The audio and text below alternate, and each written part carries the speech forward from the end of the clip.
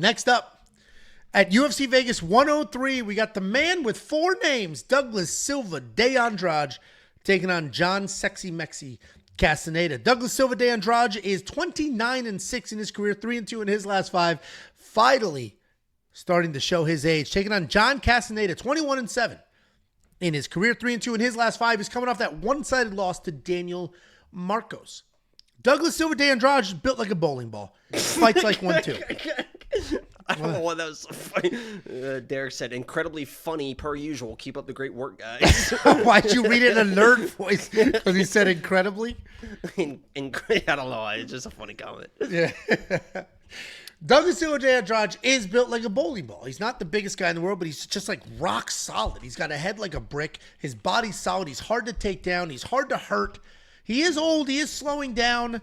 He doesn't really initiate offensive wrestling very often. He actually wants to fight a boxing match inside the pocket. But if he ends up on the ground, he's got good jiu-jitsu. He's got decent scramble skills. And he's just tough as nails. He's not somebody you're just going to bully, push around, knock down, or have a lot of trouble with. He's taking on John Sexy Mexi Castaneda.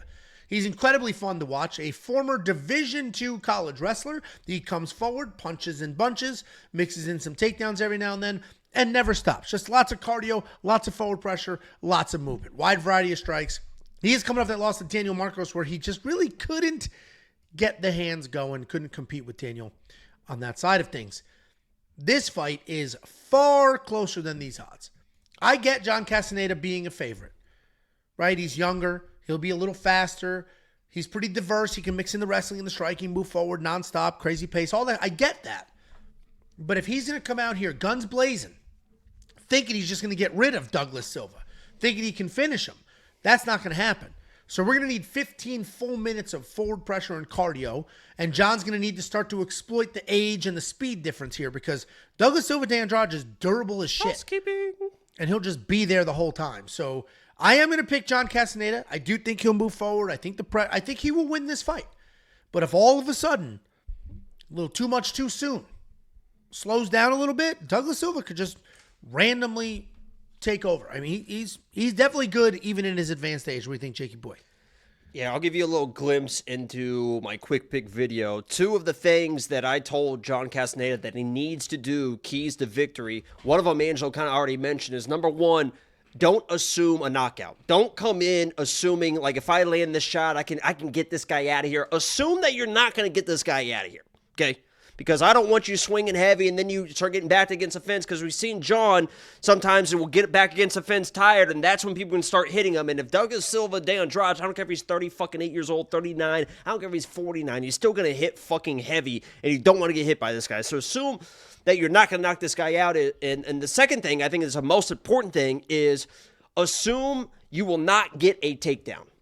Because if you go into this fight thinking, oh, I can take this guy down, I can wrestle. If I get in trouble, I can wrestle. Or the game plan, if your game plan is to wrestle and then you can't wrestle and you're not really ready for the striking, that's going to be a fucking problem. Assume that you're not going to get a takedown. If you do, I'm not saying don't shoot takedowns, right? You still got a level change and you might be able, but assume that you're not going to be able to, because if you come in assuming that you are and you're not, it's going to be a bad issue because this guy is a hard guy to take down. You probably can take him down, but just assume that you're going to be striking with this guy for 15 minutes, point. He doesn't have a lot of activity, so if you just kind of dance around, do the boxing thing, you know, the use of the law.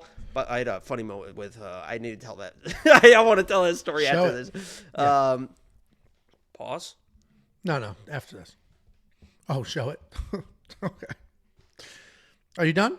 Yeah, I think Sexy Mexi's the better fighter. He just got to, come with a smart game plan, and he should get this. But if he just comes in, just spams 5 takedowns in the first 3 minutes and doesn't get them, it's like, oh, fuck.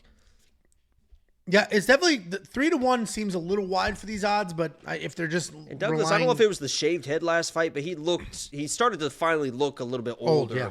In that last fight, and John, I mean, he lost to Daniel Marcos. He got clipped a couple times, but Daniel Marcos he's a good fighter. So, I completely agree. I think this is an interesting fight card.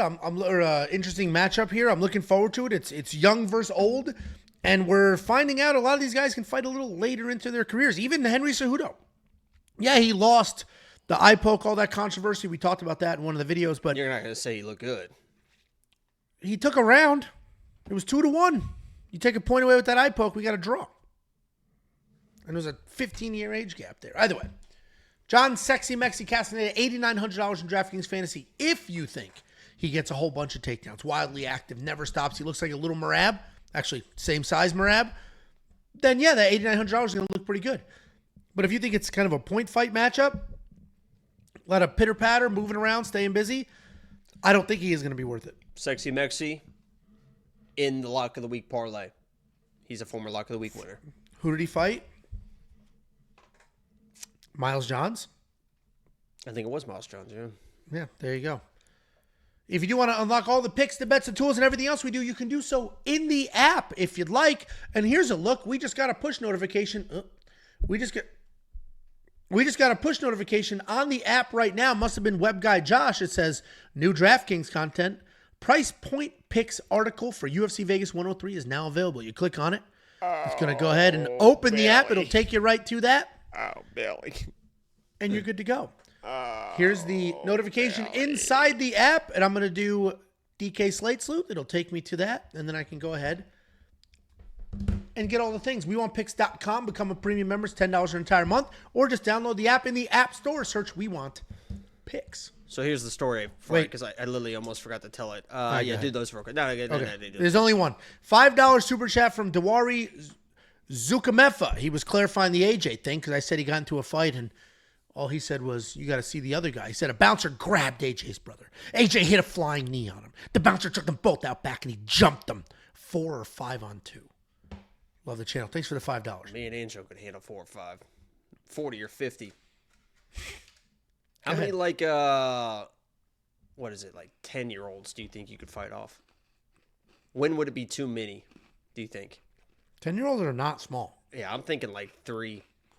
I would struggle with 3. 5. Probably. I could beat up 5. Like 10-year-olds are like, they're not nothing. They're mature. They're assholes. Is that what you're going to say? 10-year-olds are much more mature than you think. And they can make decisions. 10-year-olds can make informed decisions. They can think on their own. Anyway. So I got a message today. So if you guys didn't know, Lock of the Week is already out. And I guess I can spoil it now, but it's Cody Brundage. And I made him a video. It's the first time I've done a video in a few weeks. Made him a highlight video. It's a pretty cool video. It's on my Instagram. It's on the Lock of the Week or whatever.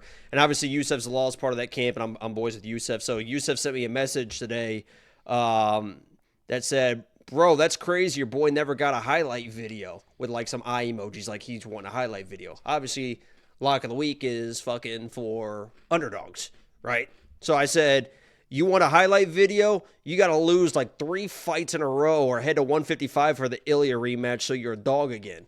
I'm like, it's not my fault. You're too fucking good to be a dog. Like, what do you want from me? The guy is minus 500, minus 300, minus 500 in his last 3 fights. I said, last time you were a dog was on the Rebus card, and well, you ain't Rebus, baby.